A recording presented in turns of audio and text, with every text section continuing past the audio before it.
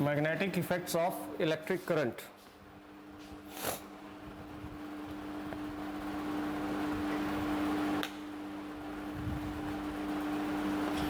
और इसमें magnetic field due to current.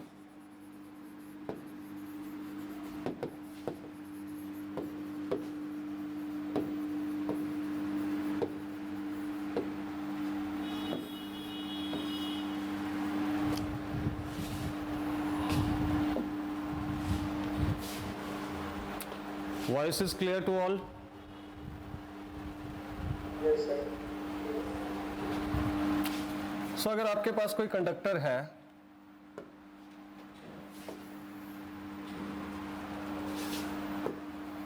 ठीक है, और इसमें अगर करंट फ्लो कर रहा है किसी एक डायरेक्शन में, तो इसके अराउंड एक मैग्नेटिक फील्ड सेटअप हो जाएगी.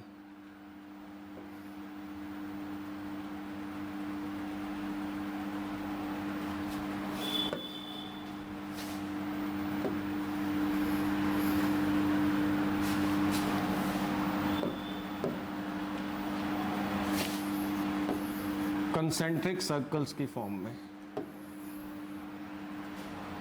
करंट किसी भी डायरेक्शन में जा रहा है,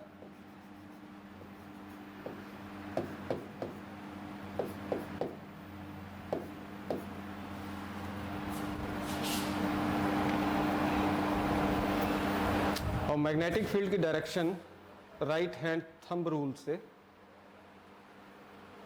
राइट हैंड लेंगे, अंगूठा बताएगा आपका करंट की डायरेक्शन, उंगलियां बताएंगी मैग्नेटिक फील्ड की डायरेक्शन. तो अगर आप ऐसे देखें तो ऊपर करंट, उंगलियां ऐसे हैं, तो it will show the direction of electric current. Already आप पढ़ चुके, मैग्नेटिक फील्ड सॉरी, ऑलरेडी कर चुके हो आप लोग.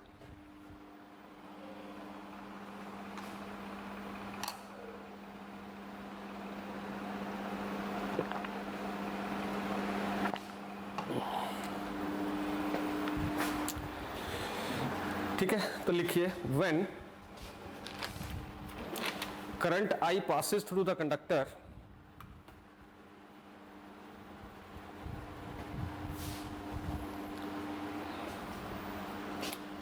a magnetic field is set up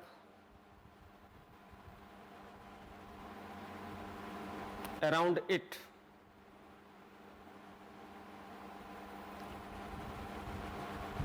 in the form of concentric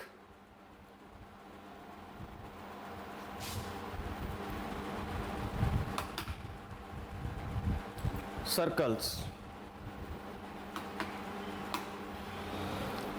The direction of magnetic field is given by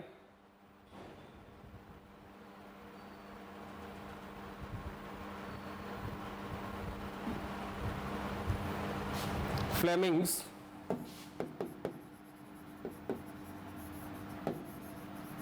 right hand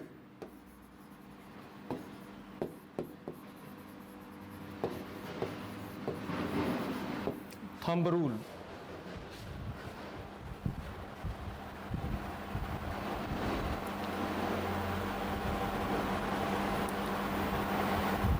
Here thumb gives the direction of electric current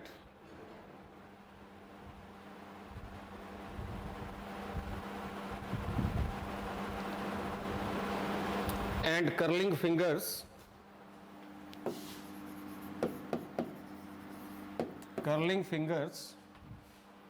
gives the direction of magnetic field.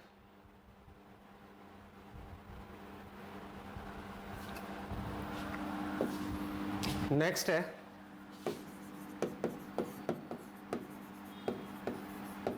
Biot-Savart's law, Laplace law भी बोलते हैं और amperes theorem भी बोलते हैं.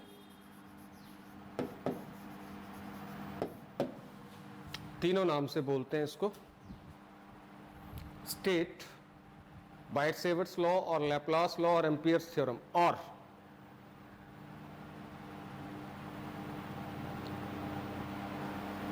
obtain an expression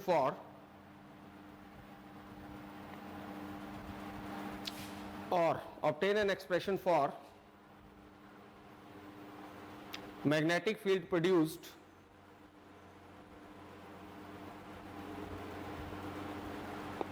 due to a current carrying conductor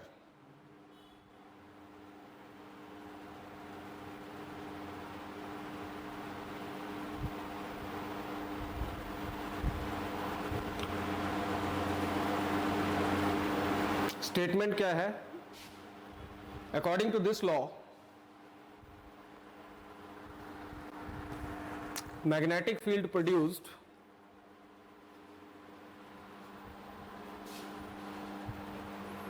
at point P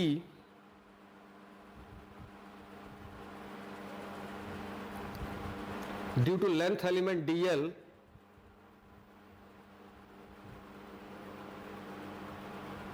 of a current carrying conductor is, तो diagram देख लीजिए।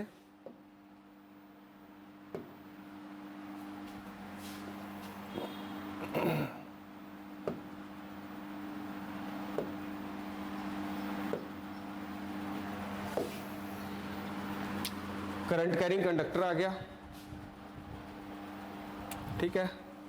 मान लेते हैं किसी पॉइंट P के ऊपर मुझे मैग्नेटिक फील्ड को कैलकुलेट करना है, वो पॉइंट ऑफ ऑब्जर्वेशन आ गया, ठीक है। मान लेते हैं पॉइंट P का डिस्टेंस ओरिजिन से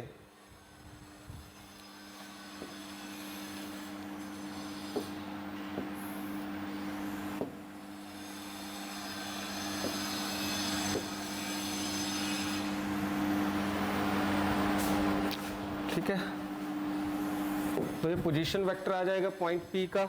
ओरिजिन से जो भी लेते हैं वो क्या आता है? पोजीशन वेक्टर बोलते हैं।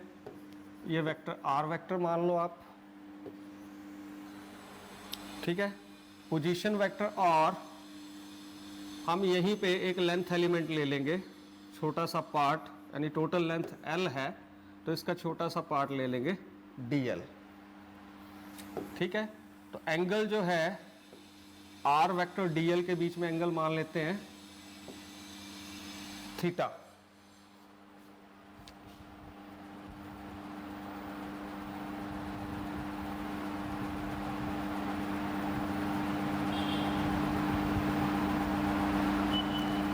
हो गया?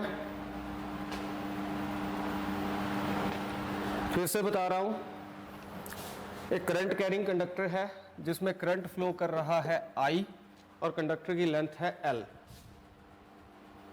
ठीक है। पॉइंट P वो पॉइंट है जहां पे मुझे मैग्नेटिक फील्ड को कैलकुलेट करना है। Point P is that point where we have to calculate the magnetic field, okay.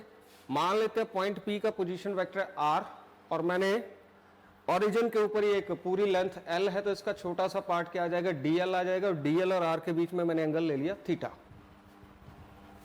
लिखिए, मैंने अभी आपको ये लिखवाया, according to this law magnetic field produced at point P due to length element DL of a current carrying conductor is, number 1,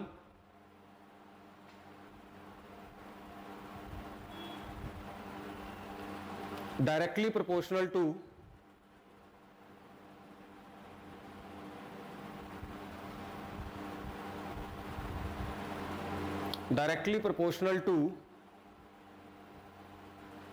current flowing through the conductor। तो ये जो थोड़ी सी लेंथ एलिमेंट छोटा सा है तो ये थोड़ी सी मैग्नेटिक फील्ड प्रोड्यूस करेगा, वो मैग्नेटिक फील्ड मान लेते हैं dB, और ये dB जो होगी ये डायरेक्टली प्रोपोर्शनल होगी current flowing through the conductor, that is I।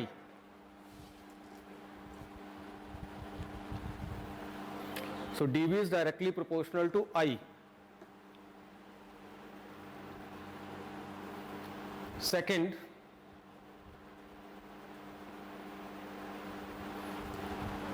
directly proportional to the length element DL,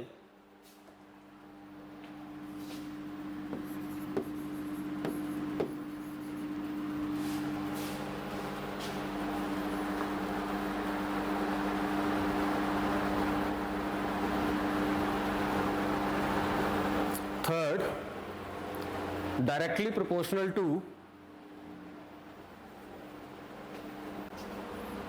sine of the angle between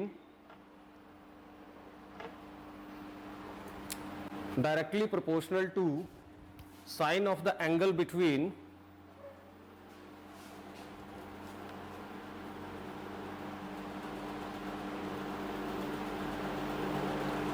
length element and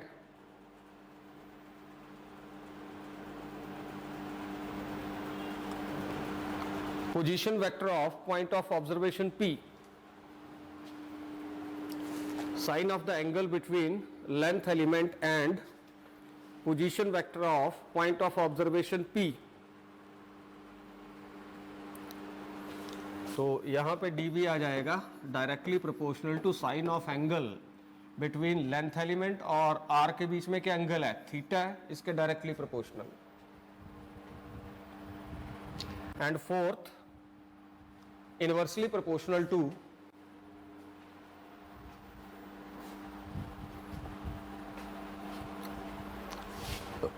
square of the distance between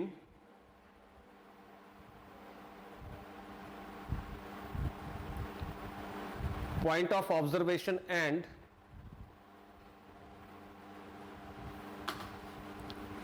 length element.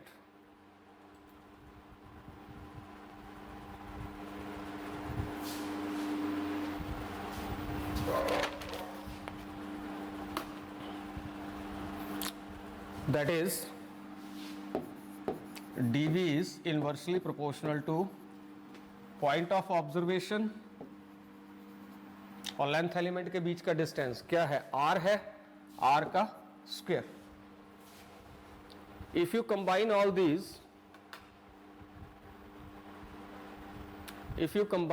these, you will get dB is directly proportional to I dl sin theta upon r square.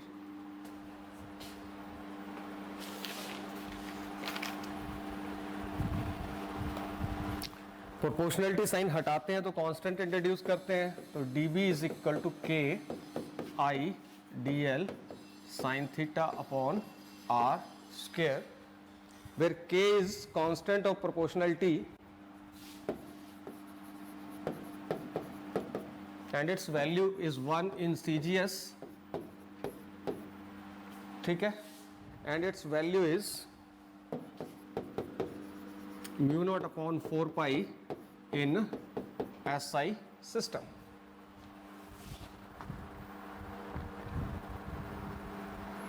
अगर vector form में इस result को आपने लिखना हो तो उसको लिखने के लिए, इस रिजल्ट को अगर आपने वेक्टर फॉर्म में लिखना है तो आप क्या करेंगे, राइट हैंड साइड को r से डिवाइड करेंगे और r से मल्टीप्लाई करेंगे.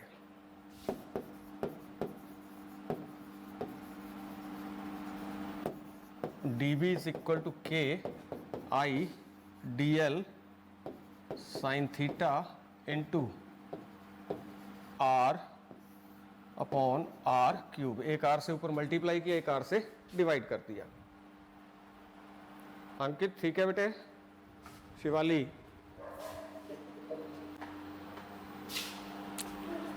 सिंपल है, ठीक है. तो अब आप वेक्टर फॉर्म में लिखना हो इसको तो आपके पास result dB vector is equal to k I dl cross r upon r cube. dl into r into sine theta vectors में a vector cross b vector क्या होता है, a vector b vector, a vector का magnitude b का magnitude और sine of angle between them.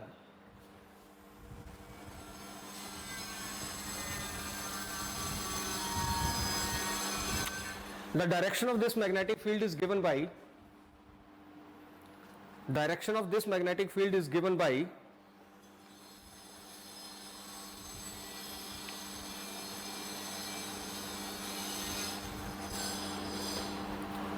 cross product of dl vector and r vector. Cross product of dl and dl vector and r vector, or by Fleming's right hand thumb rule, or by Fleming's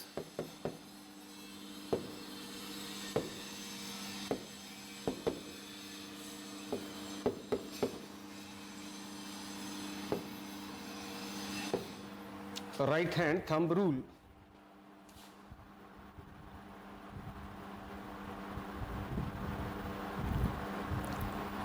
next expression है obtain an expression for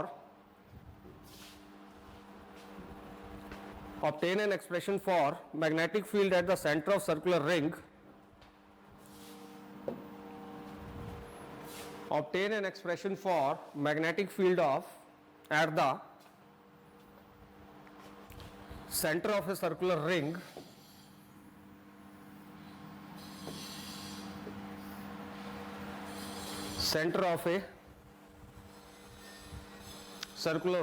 और loop भी बोलते हैं, LOOP, loop carrying current. तो मैंने एक circular ring ले लिया, ठीक है, जिसका सेंटर क्या है, C है, और जिसका रेडियस कितना है, R है। ठीक है, तो ये जो रिंग है, ये लूप है, ये करंट I कैरी कर रहा है, ऐसे जा रहा है करंट और इधर से बाहर आ रहा है।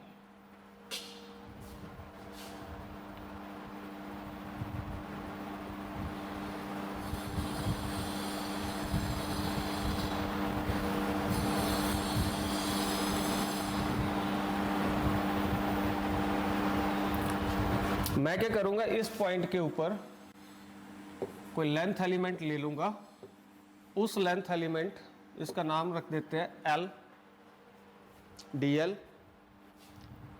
इस लेंथ एलिमेंट के कारण मैं इस C के ऊपर मैग्नेटिक फील्ड कैलकुलेट कर लूंगा, बाद में उसको इंटीग्रेट करूंगा। I will get the magnetic field at point C due to the whole ring.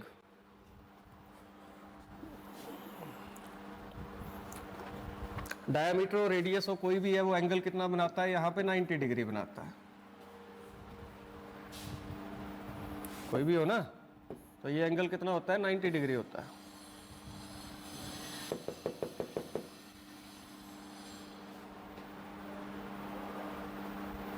तो लिखिए, consider circular ring of radius R carrying current I।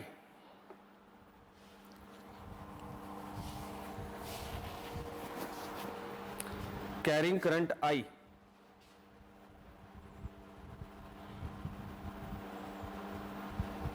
Let C be the center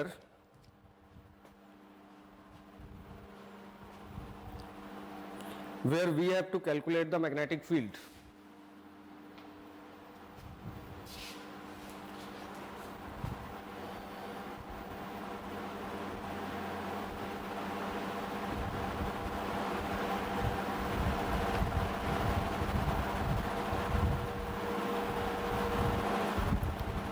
Now consider length element dl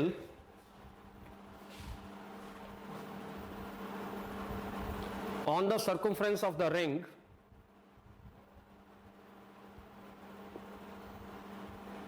at point K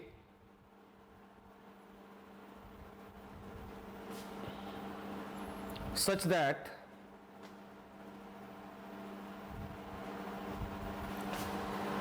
CK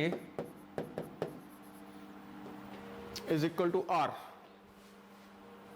और K मैंने ये point ले लिया।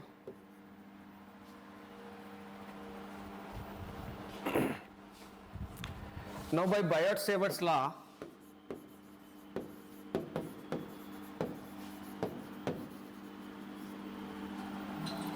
हमें पता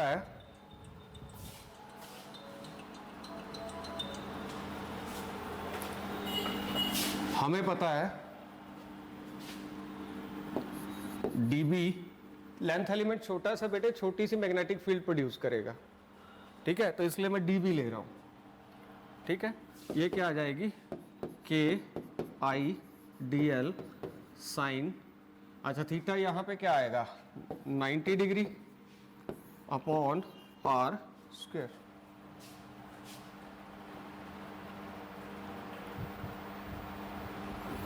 तो यहाँ से dB क्या आ जाएगा K I D L upon R square because sine 90 1।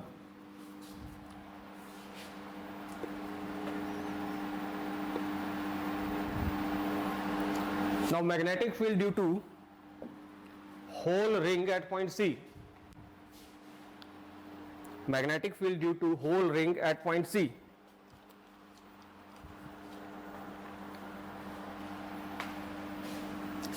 And this is B.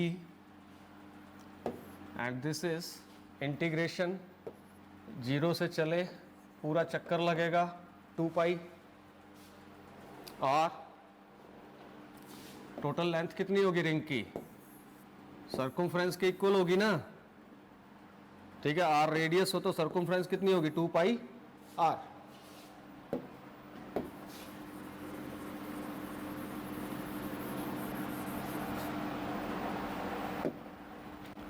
Zero to 2 pi R आ गया आपके पास और dB, ठीक है। dB की वैल्यू लिख दो, K कांस्टेंट है, I कांस्टेंट है,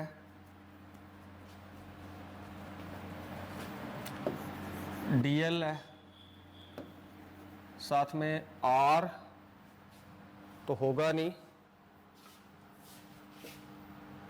dl ही होगा अपॉन R स्क्वायर। इसकी इंटीग्रेशन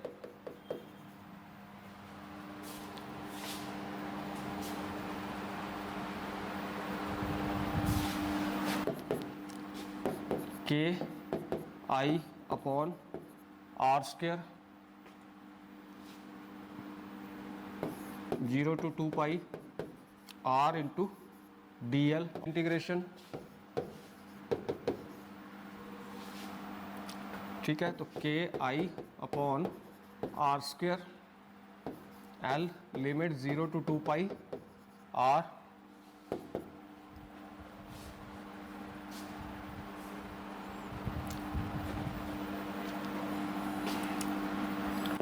तो K I upon R square 2 pi R minus 0, R से आर कट गया,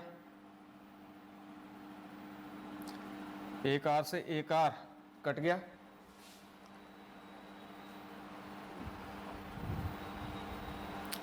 तो ये आ गया आपके पास K I upon R into 2 pi, ठीक है बेटे। के की वैल्यू पुट कर दो, म्यू नॉट अपॉन 4 पाई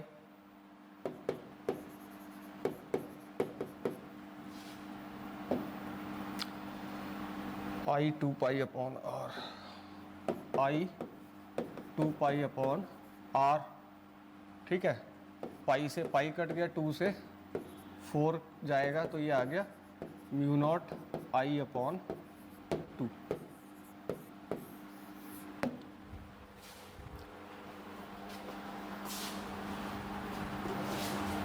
और साथ में आर भी है।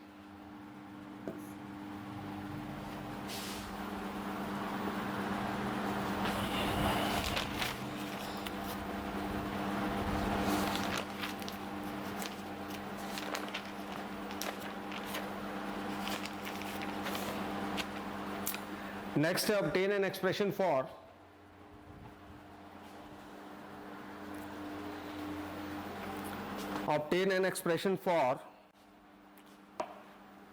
magnetic field at a point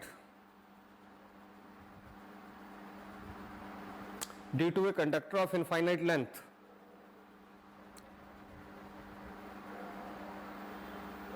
Important है, very important। बोलते हैं कंडक्टर है जिसकी लेंथ इनफाइनाइट है, इनफाइनाइट जिसका पता ना हो, बहुत ज्यादा। ये कंडक्टर है, इसकी लेंथ इनफाइनाइट है और इसमें करंट फ्लो कर रहा है I। इस कंडक्टर के कारण मुझे किसी पॉइंट P पे मैग्नेटिक फील्ड कैलकुलेट करनी है। कंडक्टर में जो करंट है इसके कारण कंडक्टर के अराउंड एक मैग्नेटिक फील्ड सेटअप होगी और मुझे वो मैग्नेटिक फील्ड फाइंड आउट करनी है। शर्त यहाँ पे ये है कि कंडक्टर जो है उसकी लेंथ क्या है, इनफाइनाइट है। चलें, अब यहां से पॉइंट P से कंडक्टर के ऊपर एक परपेंडिकुलर ड्रॉ कर लो,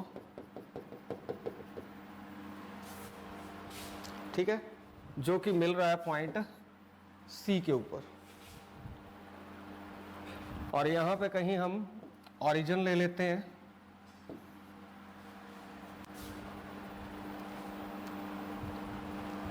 ओरिजिन के ऊपर एक लेंथ एलिमेंट ले लेते हैं dl।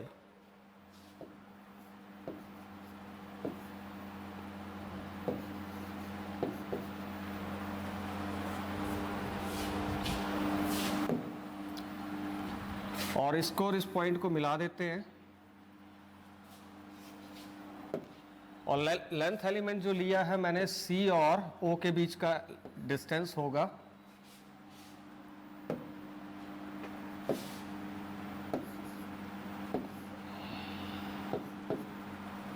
L, small l। ये एंगल आ जाएगा हमारा थीटा।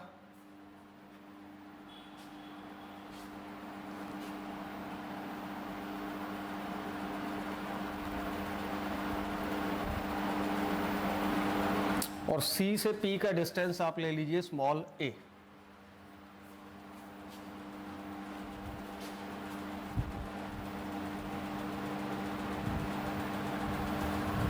ठीक है, यहां पे मैंने ये थोड़ा सा गलत बना दिया है।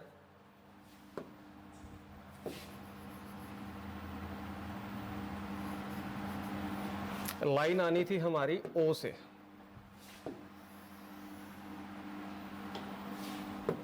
और ये एंगल आना था थीटा,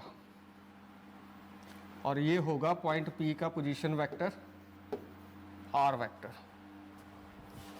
ओरिजिन और किसी पॉइंट को आप मिला दो तो वो जो वेक्टर रहेगा वो रहेगा पोजीशन वेक्टर।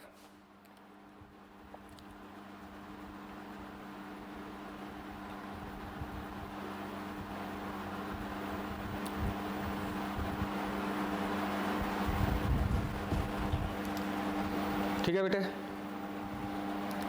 तो लिखिए consider long straight conductor of infinite length, consider long straight conductor of infinite length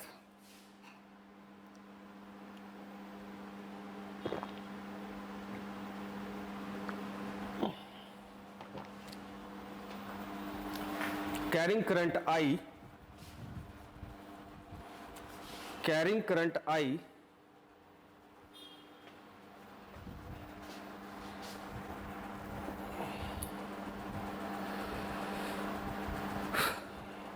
let P be the point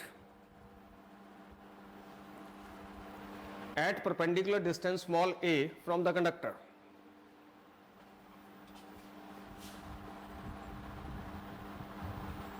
Where we have to calculate magnetic field.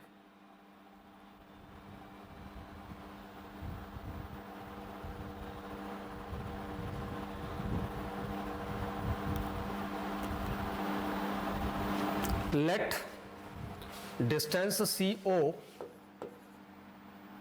is equal to small l, then by Biot-Savart's law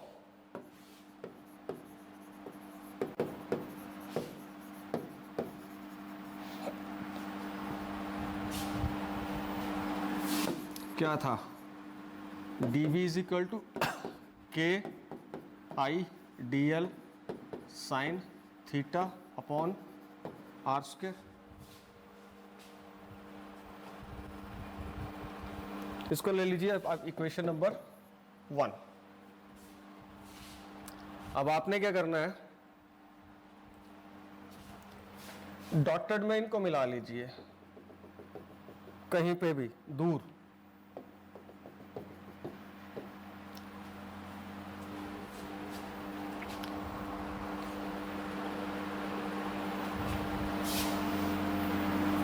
और जो angle है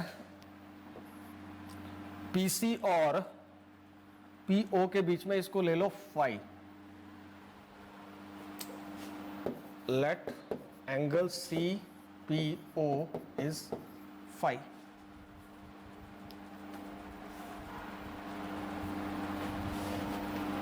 Therefore, in right angled triangle CPO,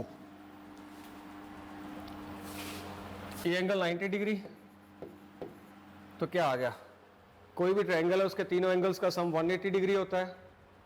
90 plus 5 plus theta is equal to 180 degree. 90 plus 5 plus theta is equal to 180 degree. तो 90 degree plus theta plus 5 is equal to 180 degree. तो theta plus 5 is equal to 90 degree. यहां से अब theta निकाल लो। 90 degree minus 5, इसको 1 में put कर दो। तो dB क्या आ गया मेरे पास,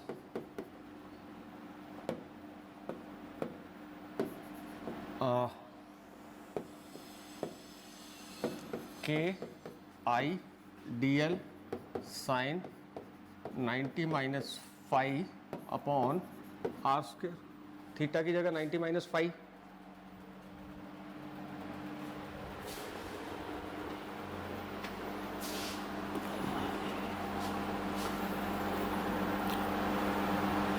ठीक है, साइन 90 माइनस 5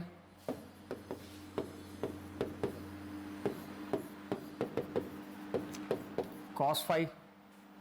तो ये क्या आ गया, KI/DL साइन, साइन की जगह क्या आ जाएगा अब, कॉस आ जाएगा, कॉस 5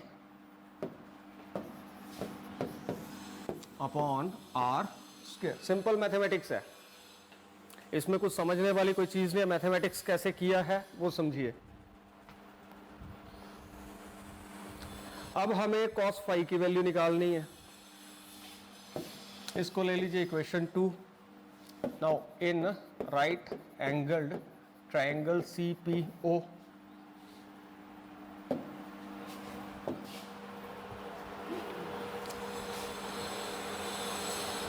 फाई की टर्म्स में निकालना, फाई की टर्म्स में। ठीक है, तो CP हुआ बेस, ये हुआ परपेंडिकुलर, ये हुआ हाइपोटेन्यूज। ठीक है ना, मुझे फाई निकालना है, कॉस फाई। तो cos phi is equal to, cos क्या होता है, बेस अपॉन हाइपोटेन्यूज, और बेस क्या आया हमारे पास, CP। हाइपोटेन्यूज क्या आया हमारे पास, OP। CP कितना है, A है, OP कितना है, R है।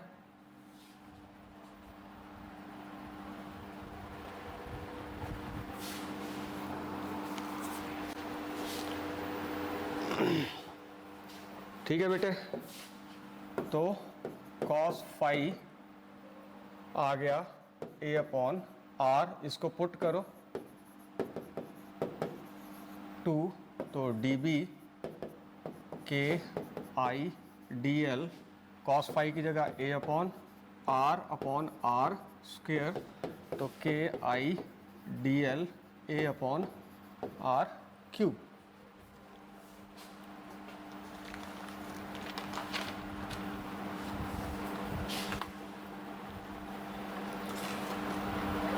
ठीक है बेटे, इसको ले लीजिए आप इक्वेशन नंबर 3। अब हमने ये जो इक्वेशन थी इसको 3 ले लो और इसको 4 ले लो। फ्रॉम 3 R निकाल लो। R इज इक्वल टू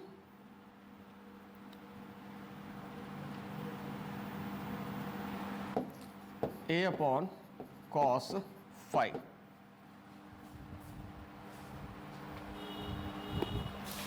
और इसको लिख सकता हूं मैं ए सीकेंट फाई। 1/cos क्या होता है, सीकेंट होता है, तो a अपॉन कॉस फाई को मैंने लिख दिया ए सीकेंट फाई।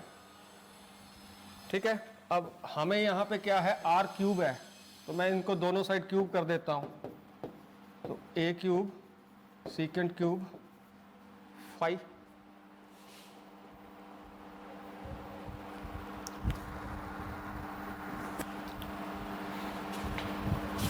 फोर्थ इक्वेशन में पुट कर दो, इसमें पुट इन 4, तो dB क्या आएगा, K I D L A upon A cube secant cube phi. तो यहाँ से एक ए कट जाएगा ये वाला, तो आपके पास क्या बचा, K I D L upon A square secant cube phi.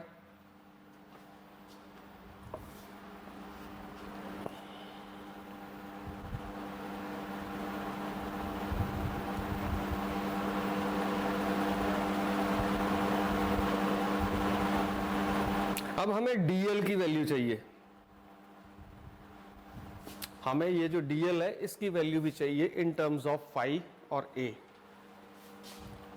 ठीक है, तो फिर से इसको ले लीजिए आप इक्वेशन नंबर 5।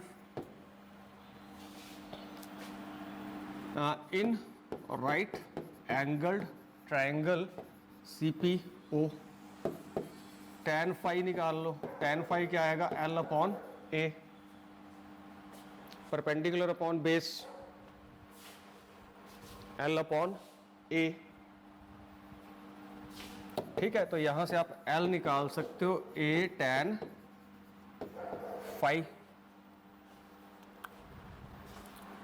डिफरेंशिएट कर दो विद रिस्पेक्ट टू फाई, तो dl क्या आ जाएगा, यहां लिख लो, डिफरेंशिएट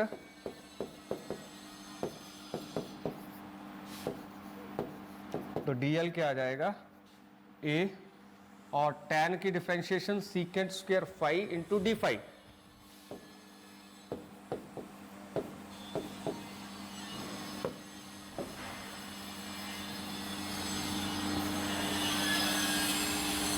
ठीक है, इस dl की वैल्यू को, अच्छा हाँ, इस जो dl की वैल्यू हमारे पास आई इसको सब्स्टिट्यूट कर देंगे यहाँ पे पुट इन 5, फिफ्थ इक्वेशन में जहां भी dl है, और जो कटता है उसको काटेंगे। बेटा समझ तो आ रहा है कि ऐसे ही,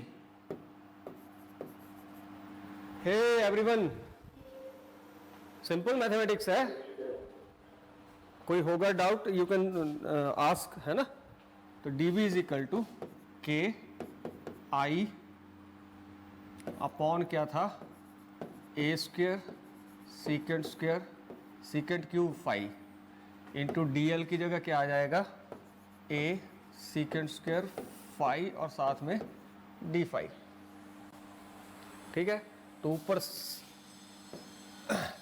तो एक a से फिर एक a कट गया, नीचे ऊपर सीकेंट स्क्वायर फाई, नीचे सीकेंट क्यूब फाई है, तो नीचे सीकेंट फाई बचा, तो ये आ गया के आई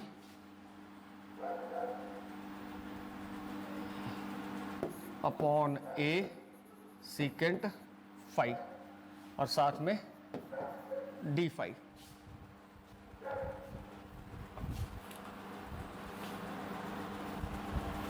ठीक है, तो 1/, सीकेंट क्या होता है, कॉस, तो नैन्सी 1/, सीकेंट होता है कॉस, तो K I cos phi D phi upon A.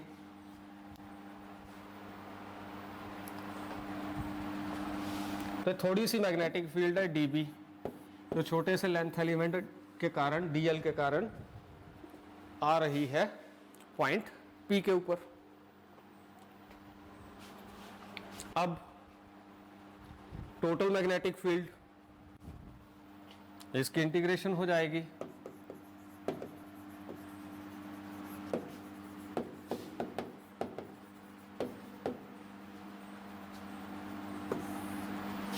Limit लेंगे -5 1 से फाई 2, मैं बता देता हूं डायग्राम पे आइए।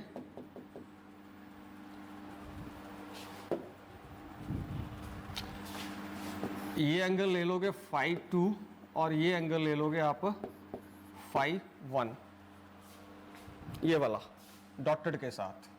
ये तो फाई है ना, डॉटेड के साथ जो एंगल होगा, सीपी डॉटेड लाइंस के साथ जो भी एंगल बना रही है, एक को फाई 2 ले लोगे, एक को फाई 1 ले लोगे। तो ओरिजिन के एक तरफ वाला डिस्टेंस जो होगा वो नेगेटिव होगा, एंगल भी नेगेटिव आएगा, और दूसरा पॉजिटिव आ जाएगा।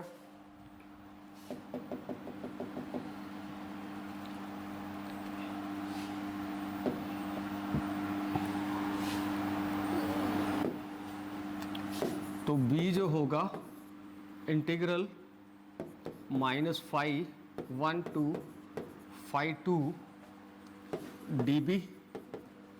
अब इस dB के अंदर क्या क्या कांस्टेंट है, k भी कांस्टेंट है, i भी कांस्टेंट है, a भी कांस्टेंट है।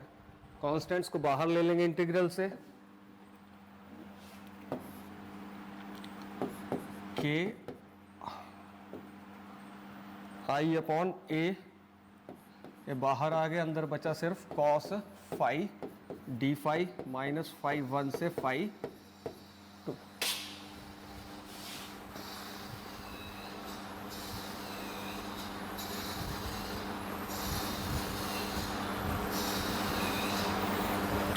ठीक है, कॉस की इंटीग्रेशन होती है साइन, कॉस की इंटीग्रेशन होती है साइन, पुट कर दीजिए।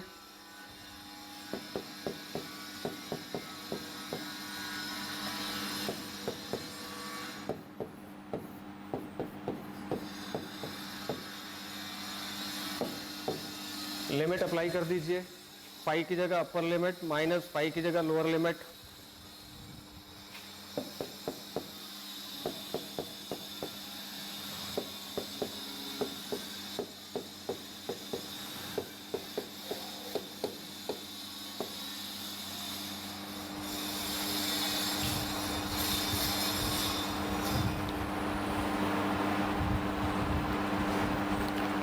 ठीक है बेटे, आगे चले। अब साइन ऑफ माइनस थीटा होता है माइनस साइन थीटा, तो माइनस बाहर आ जाएगा, तो ये बीच का साइन क्या हो जाएगा, प्लस हो जाएगा। तो ये आ गया के I upon A sine phi 2 plus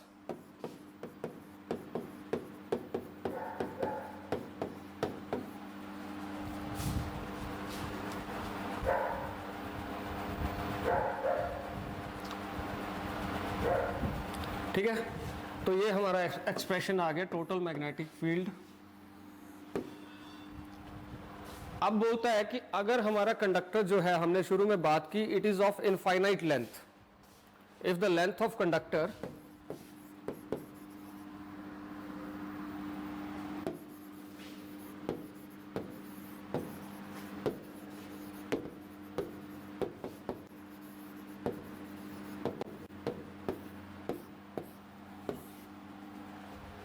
if the length of conductor is infinite,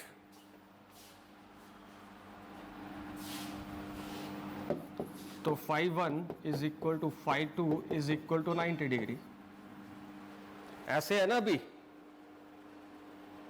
ऐसे हैं दोनों, ये CP आ गया बिल्कुल सीधा, ये phi 1 और दूसरा phi 2। अगर कंडक्टर जो इनफाइनाइट होगा तो ये ऐसे हो जाएगा मेरे हाथों की तरह, ठीक है।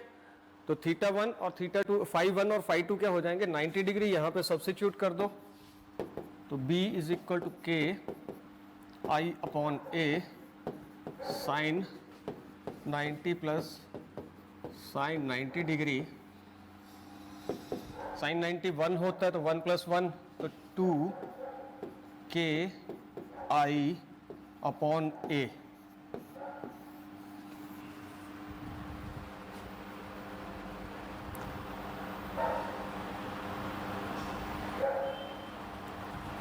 ठीक है, बट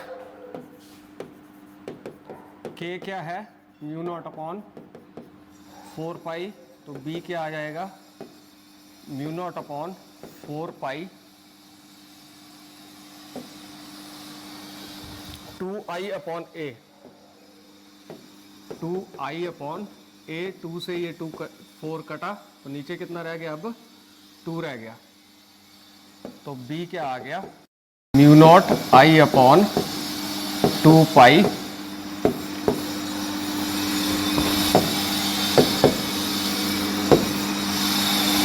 वेरी इंपॉर्टेंट। तो नेक्स्ट एक्सप्रेशन करेंगे कल, इसमें सॉल्व करिएगा, बहुत सिंपल है, सॉल्व करिएगा, सॉल्व करेंगे तो आ जाएगा, नहीं आएगा you can ask. Thank you very much.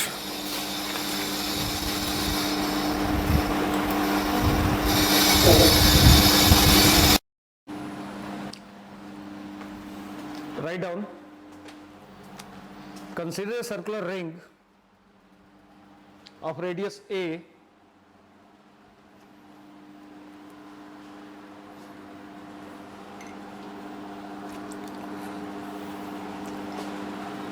carrying current capital I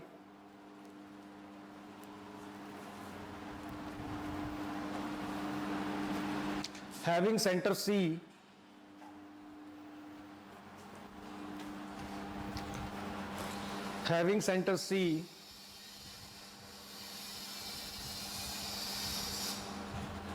full stop. Let P be the point on the axis of the circular ring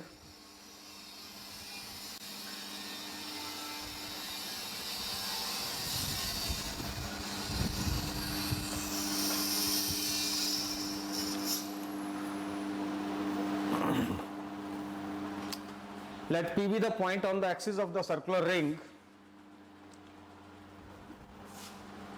at a distance small x from center of the ring.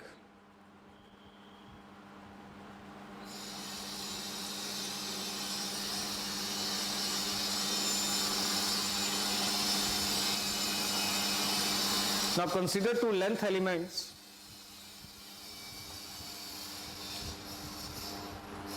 each dl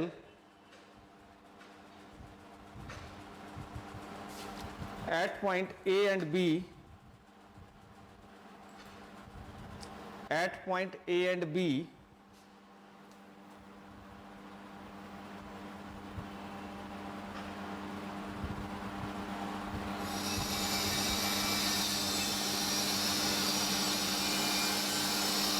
full stop. Now by Biot-Savart's law,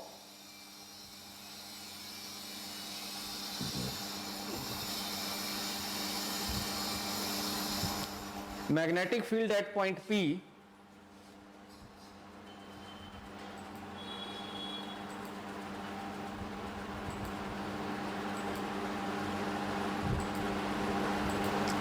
due to length element dl at point A. We will consider this magnetic field as dB1. We are taking in vector form, so it will be K I dl cross R upon R cube, Biot-Savart's law. ये तो length element dl point A के ऊपर है, इसके कारण हम point P के ऊपर मैग्नेटिक फील्ड निकाल रहे हैं,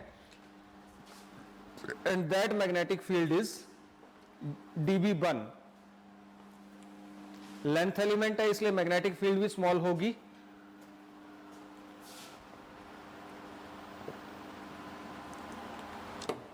अब आपने ध्यान से देखना है, रिंग ऐसे है और ये वाली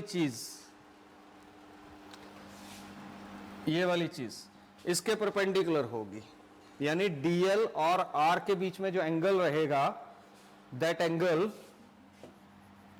r क्या आएगा यहां पे, पाइथागोरस थ्योरम अगर आप अप्लाई करो तो a square plus x square आएगा. परपेंडिकुलर बेस हाइपोटेन्यूज आप निकाल सकते हो, तो R क्या आएगा हमारे पास ए स्क्वायर प्लस एक्स स्क्वायर आएगा। तो R और DL के बीच में जो एंगल होगा ऐसे लिख लो, since R vector is perpendicular to DL vector, तो अगर हम इसको ओपन सॉल्व करेंगे dB1, अब मैग्नीट्यूड आ जाएगा क्योंकि क्रॉस प्रोडक्ट ओपन करेंगे KI DL into R into sign of angle 90 degree, और साइन 90 क्या होता है हमारा 1 होता है। तो ऊपर के R से नीचे का R एक कट जाएगा तो नीचे 2 R रह जाएंगे, तो KI DL upon R square हमारे पास आ गया dB1। थोड़ा सा ध्यान रखना, ये एरो हटाते हैं, क्यों हटाते हैं कि जैसे हमने क्रॉस प्रोडक्ट ओपन कर दिया तो यहां से हमें एरो हटाना पड़ेगा, मैग्नीट्यूड में आएगा, डायरेक्शन की बात नहीं होगी।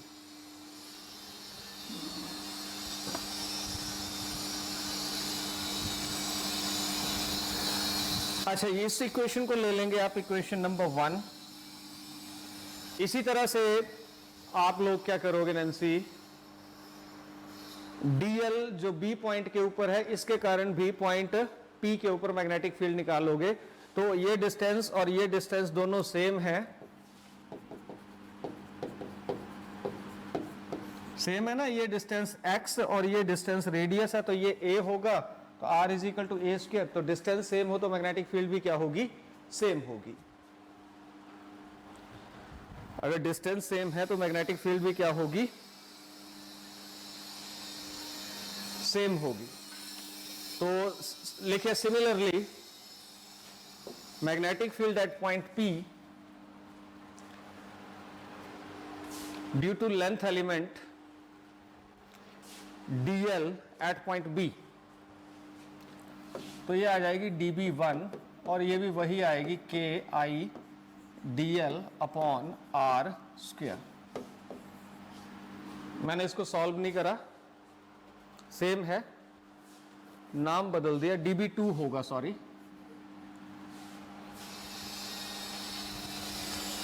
अगर dB1 का एक्सप्रेशन देखें और dB2 का एक्सप्रेशन देखें, 1 और 2 को कंपेयर करें तो उनकी राइट हैंड साइड जो है वो सेम है। इट मींस मैग्नीट्यूड जो है, therefore dB1 is equal to dB2। Magnitude same है पर डायरेक्शंस विल बी डिफरेंट,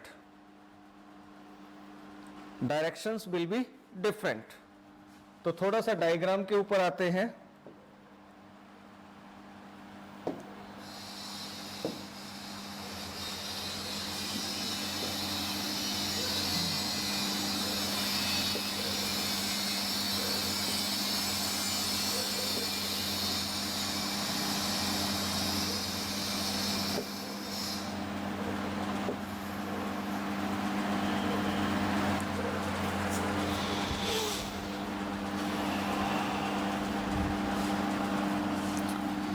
तो ये हमारी dB2 होगी, ठीक है, और ये हमारी dB1 होगी। अब ये dB1 और dB2 इनके हॉरिजॉन्टल और वर्टिकल कंपोनेंट होंगे, वेक्टर हैं तो हॉरिजॉन्टल वर्टिकल कंपोनेंट्स होंगे।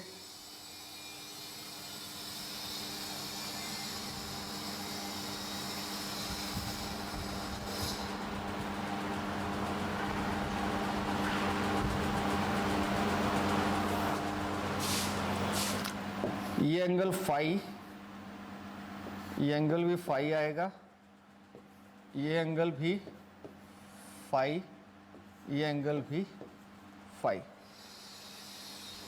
पिछले इलेक्ट्रिसिटी के एक्सप्रेशन में, इलेक्ट्रोस्टैटिक वाले एक्सप्रेशन में और इसमें थोड़ा सा फर्क है यहां पे आके। अब यहां पे एंगल के साथ वेक्टर के एंगल के बीच वाला कंपोनेंट होता है, वो होता है हमारा हॉरिजॉन्टल कंपोनेंट। तो ये आएगा dB2 cos फाई, और ये आएगा dB1 cos phi.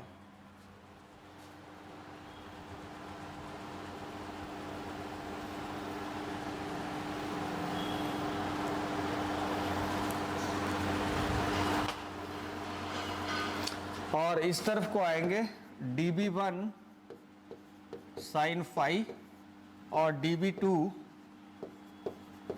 sin phi। थोड़ा सा डिफरेंस है इन दोनों एक्सप्रेशंस को, इलेक्ट्रोस्टैटिक्स वाले और इसको, दोनों को साथ में रख के देखिएगा। सिर्फ ये पोर्शन जो है इसमें डिफरेंस है। उसमें हॉरिजॉन्टल कंपोनेंट इस तरफ को थे, वर्टिकल इधर को थे। इसमें वर्टिकल कंपोनेंट इधर को है, हॉरिजॉन्टल कंपोनेंट ऐसे हैं। थोड़ा सा डिफरेंस है, इसको जरूर करिएगा ध्यान से। लिखिए both dB1 vector and dB2 vector, both dB1 vector and dB2 vector will have horizontal components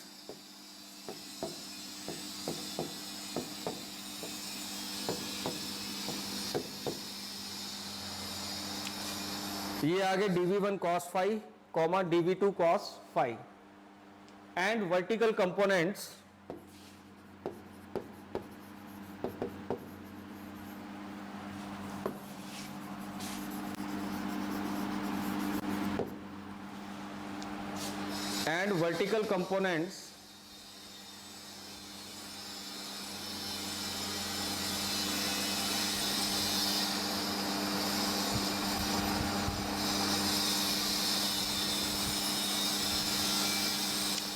cameras on कर लीजिए बेटे, आपकी एब्सेंट लगती जाएगी, फिर आप चिल्लाते हो।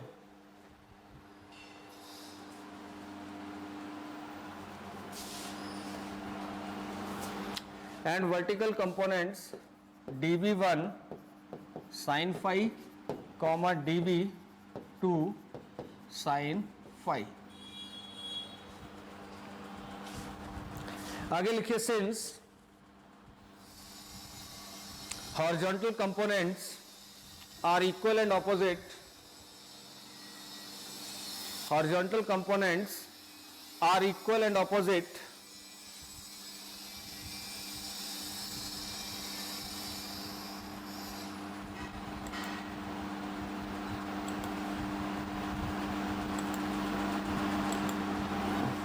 hence they will cancel out, therefore net magnetic field at point P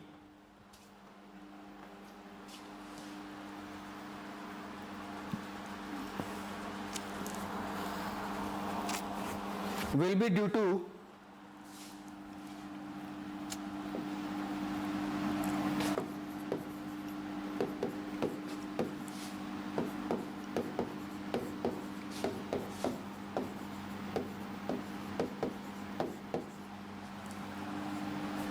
ये आ जाएगी। अब dB1 और dB2 जो हैं दोनों इक्वल हैं, तो dB1 की जगह dB2 लिख सकता हूं, dB2 की जगह dB1 लिख सकता हूं। तो मैं dB1 लिख रहा हूं,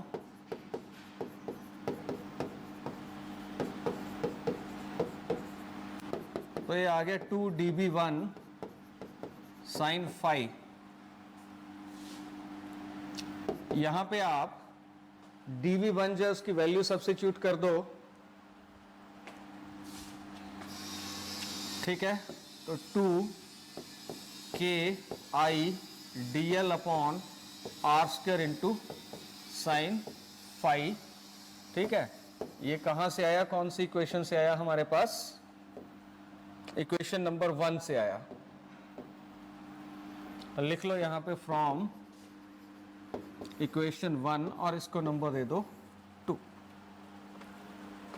अब हमें यहां पे साइन फाई निकालना है।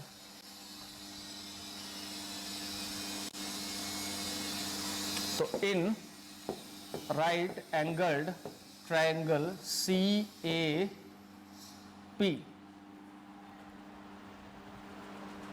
तो साइन फाई क्या होगा? परपेंडिकुलर अपॉन हाइपोटेन्यूज, है ना। परपेंडिकुलर क्या है? A है, हाइपोटेन्यूज क्या है? R है, और A upon under root A square plus x square. Diagram को देखिए, you will gate.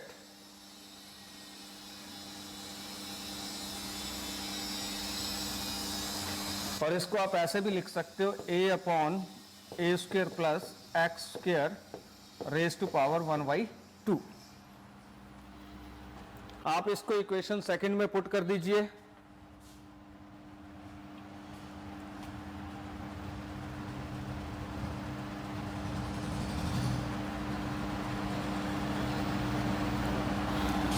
Equation second में पुट कर दीजिए, put in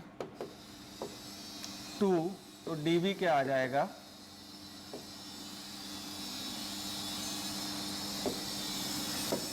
2k i dl upon A square plus x square raise to power 2 into, क्योंकि ये भी क्या है, r है, तो r की वैल्यू ए स्क्वायर प्लस एक्स स्क्वायर मैंने सब्स्टिट्यूट कर दी, और r का स्क्वायर था तो साथ में स्क्वायर लगा दिया, into a upon A square plus x square raise to power 1/2। अब ये दोनों का बेस सेम है तो इन दोनों की पावर ऐड हो जाएगी, then you will get k i dl into a upon A square plus x square raise to power 3/2।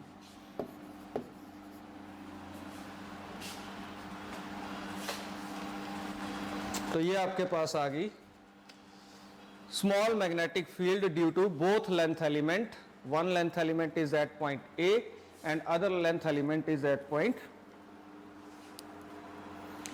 B of the circular ring carrying current I.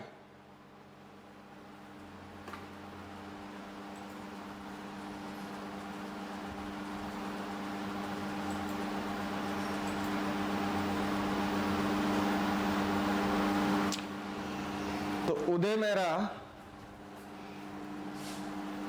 यहां तक तो आ गया, तुझे समझ है ना?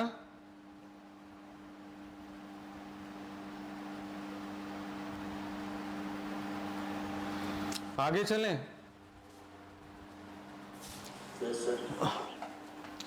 तो ये थोड़ी सी मैग्नेटिक फील्ड, छोटे छोटे दो लेंथ एलिमेंट जो कि कहां, एक पॉइंट ए के ऊपर था, एक पॉइंट बी के ऊपर था, उसके कारण पॉइंट पी के ऊपर हमने निकाल ली। अब total magnetic field due to whole ring लिखिए, total magnetic field due to whole ring will be b and this is integral 0 to 2 pi a, क्योंकि सर्कमफ्रेंस के इक्वल लिमिट होगी db, और ये आ गया मेरे पास 2k i dl into a upon A square plus x square raise to power 3/2 और इसकी इंटीग्रेशन।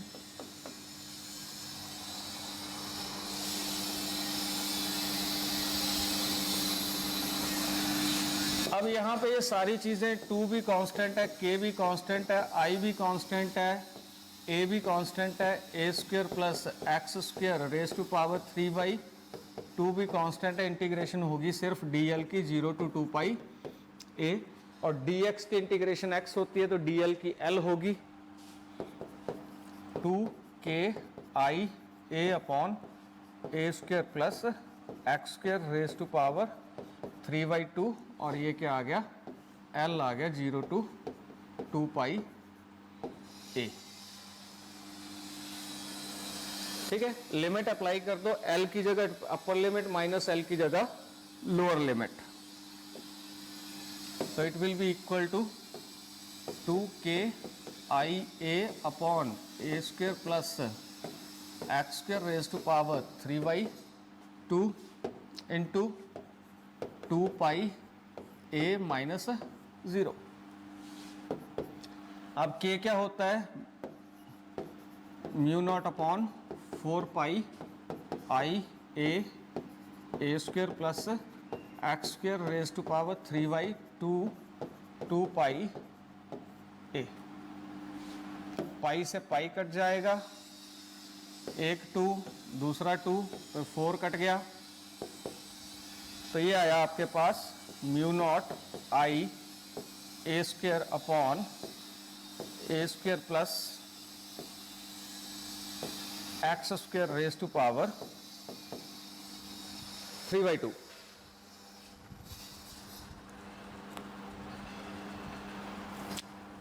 और which is the final expression.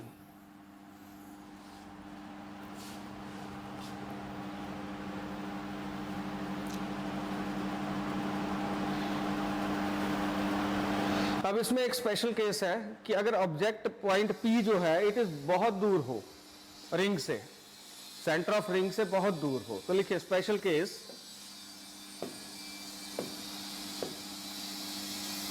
lies far away from center of ring, therefore x is greater than a.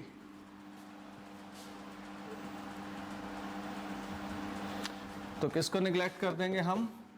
A square is neglected, तो उस case में हमारे पास magnetic field B क्या आ जाएगी? यहां पे आप ए स्क्वायर को निगलेक्ट कर दो, mu naught I A square, ऊपर वाला ए नहीं होगा निगलेक्ट, होगा ये वाला ही नीचे वाला, क्योंकि कंपैरिजन यहां पे हो रहा है एक्स, यानी कि a बहुत छोटा है इन कंपैरिजन टू x, तो x में a ऐड करो ना करो कोई फर्क नहीं पड़ेगा, x में से a माइनस करो ना करो कोई फर्क नहीं पड़ेगा, इसलिए ये वाला a जो है ये निगलेक्ट होगा. तो अब आपके mu naught I A square upon x square raise to power 3/2, 2 से 2 कट गया, तो you will get B is equal to mu naught I A square upon x cube.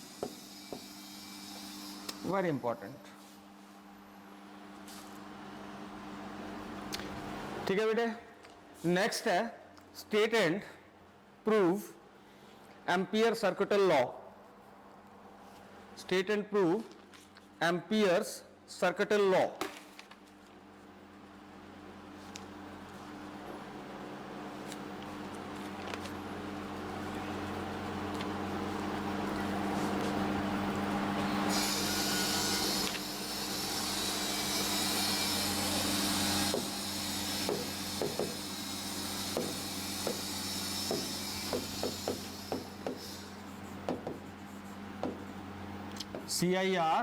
CIRCUITAL circuital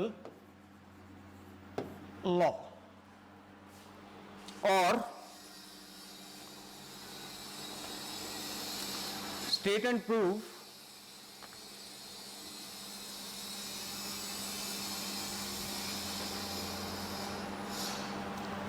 ampere circuital law for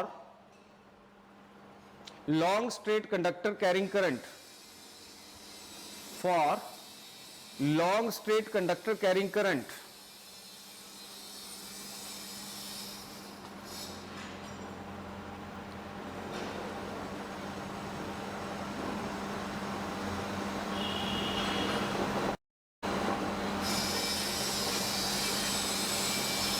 Or show that, ऐसे भी पूछ सकता है question को, और show that line integral of the magnetic field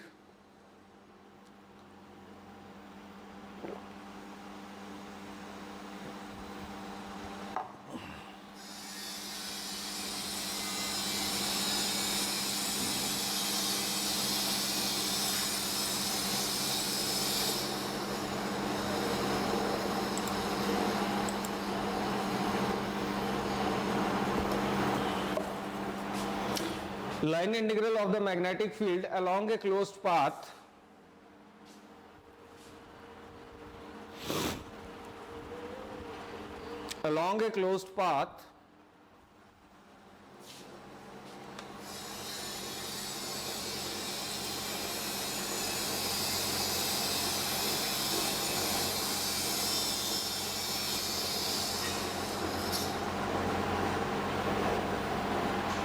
is mu naught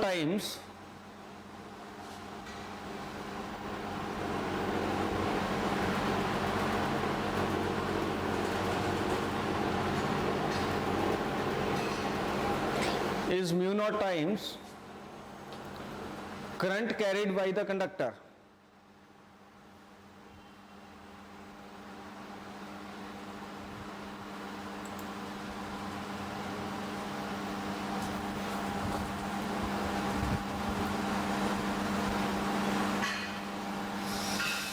और ऐसे पूछ सकता है B dot D L, B vector dot D L is equal to mu naught I, where symbols have its usual, their usual meanings, where symbols have their usual meanings. तो इसके लिए diagram देख लें आप।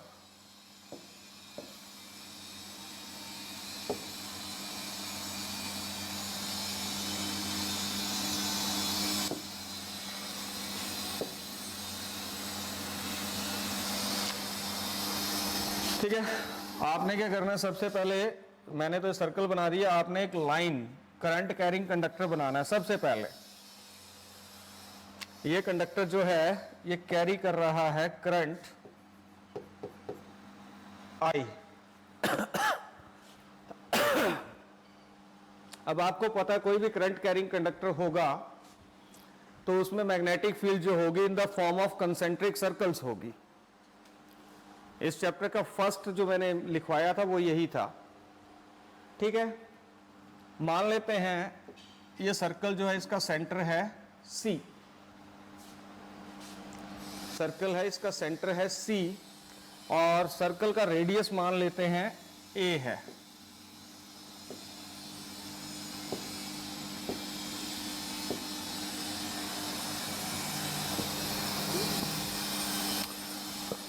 अब आप क्या करिए, एक लेंथ एलिमेंट ले लीजिए, यहां पे मैंने येलो कलर से बनाया, लेंथ एलिमेंट ले लीजिए dl, और यहां पे मैग्नेटिक फील्ड जो है उसकी डायरेक्शन होगी कुछ इस तरह से।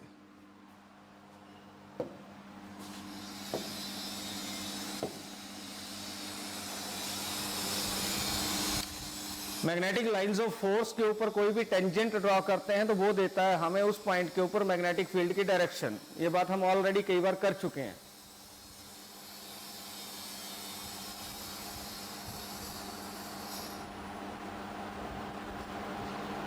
अगर डायग्राम बन गई हो तो मैं आगे चलूं।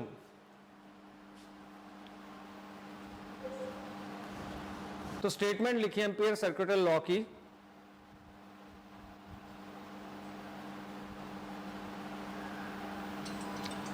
This law states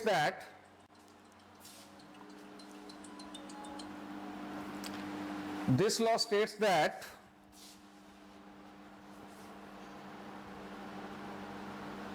line integral of the magnetic field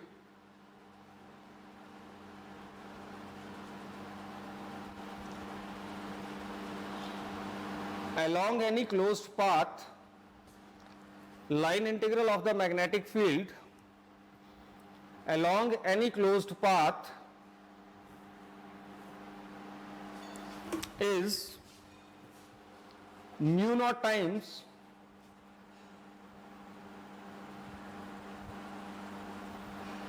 current flowing through the conductor, is mu naught times current flowing through the conductor.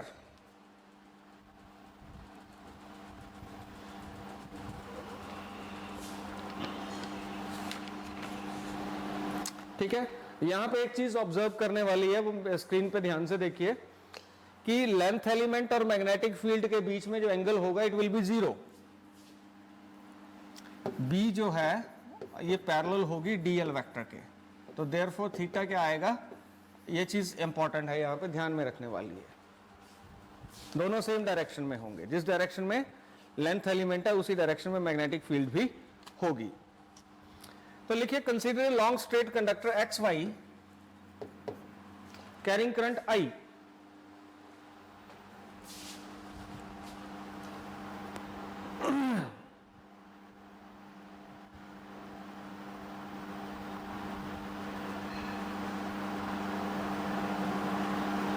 due to which a magnetic field is set up around the conductor, due to which a magnetic field is set up around the conductor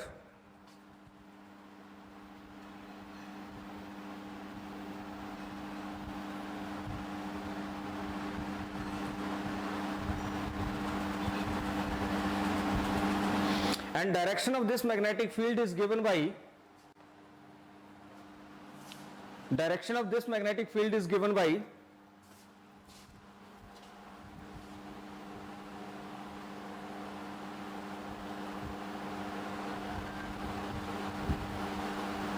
tangent drawn on the line of force, tangent drawn on the line of force, therefore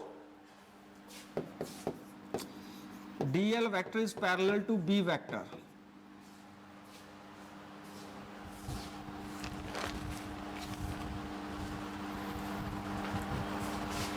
अब आप ये left hand side लेके चलेंगे proof में,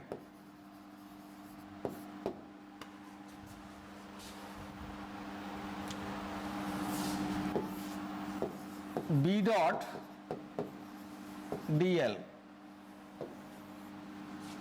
dot product open करेंगे तो A vector का magnitude into B vector का magnitude into cos of the angle between them. ठीक है, तो ये आएगा B D L cos of angle between them. तो यहाँ पे एंगल बिटवीन देम क्या था, theta, and that theta is equal to 0। तो यहाँ क्या आ जाएगा, कॉस 0, और कॉस 0 कितना होता है, 1 होता है।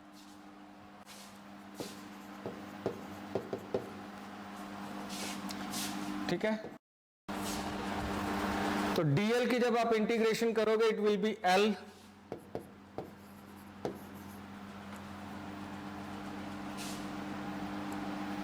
ठीक है।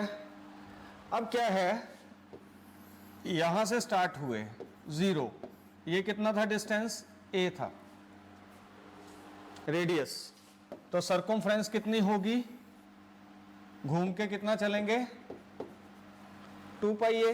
तो हमारी लिमिट क्या आएगी, 0 से, इंटीग्रेशन की लिमिट क्या होगी, 0 से 2 पाई a। ठीक है, पुट कर दीजिए 2 पाई a, -0 तो उसको लिखने की जरूरत नहीं है, तो हमारे पास आ गया 2 पाई a। अब लॉन्ग स्ट्रेट कंडक्टर के कारण मैग्नेटिक फील्ड हमने ऑलरेडी निकाली हुई है, जो कि क्या आई थी हमारे पास, B इज इक्वल टू, देखिएगा पीछे, म्यू नॉट आप I अपॉन 2 पाई A।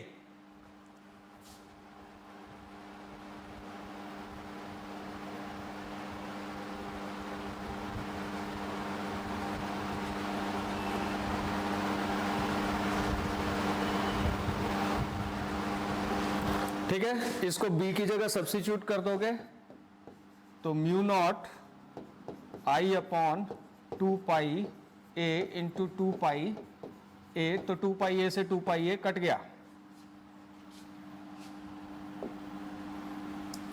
तो हमारे पास क्या बचा, closed integral B dot dl is equal to mu naught I, which is Ampere circuital law, which is Ampere circuital law। तो इसको मैं एक बार रिवाइज करवा रहा हूं आपको, ध्यान से देखिएगा। एम्पियर सर्किटल लॉ क्या कहता है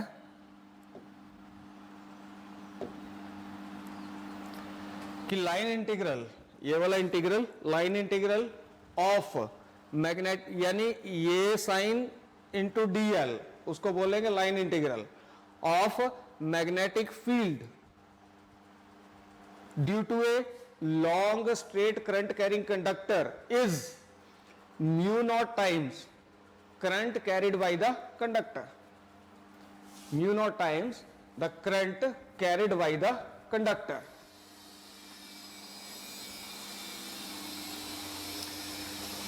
ठीक है, इसके लिए हमने क्या किया, एक long straight current carrying conductor XY लिया जिसमें से करंट I फ्लो कर रहा है, जिसमें से करंट I फ्लो कर रहा है, और हमने एक लाइन ऑफ फोर्स ले ली, मैग्नेटिक लाइंस ऑफ फोर्स, और करंट कैरिंग कंडक्टर के around magnetic lines of force concentric circles की फॉर्म में होती है।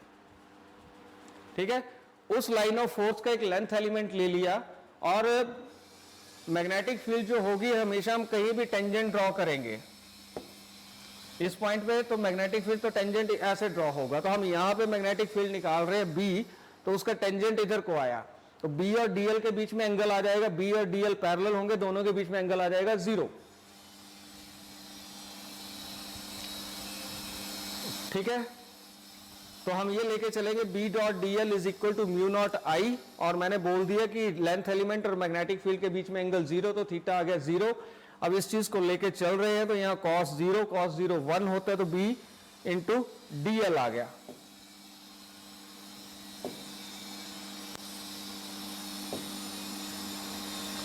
ये चीज आ गई मेरे पास। अब मैग्नेटिक फील्ड तो कांस्टेंट होगी किसी पर्टिकुलर पॉइंट पे, तो B इधर आ गया, और DL का क्लोज इंटीग्रल। ठीक है, DL का इंटीग्रेशन होगा L, और कहां से चल रहा है, 0 से, पूरा सर्कल कितना है 2 पाई a है डिस्टेंस, तो 0 टू 2 पाई a आ गया। अब L की जगह 2 पाई a माइनस L की जगह 0, तो 0 लिखने की जरूरत नहीं है, तो 2 पाई a आ गया। अब magnetic field due to long straight conductor, आपका शायद फर्स्ट एक्सप्रेशन ही होगा इस चैप्टर का, अगर आप उसको देखें, हम निकाल चुके हैं। ये वाला है इनफाइनाइट लॉन्ग कंडक्टर वाला, जो कल किया था हमने, लास्ट एक्सप्रेशन किया था, mu naught I upon 2 pi a, वहां से मैंने ये रिजल्ट उठाया है। ठीक है, B की जगह इसको सब्स्टिट्यूट कर दो, तो 2 पाई a से 2 पाई a कट जाएगा, आपके पास सिर्फ बचेगा म्यू नॉट I, तो हमारा लाइन इंटीग्रल जो है मैग्नेटिक फील्ड का वो होगा म्यू नॉट टाइम I।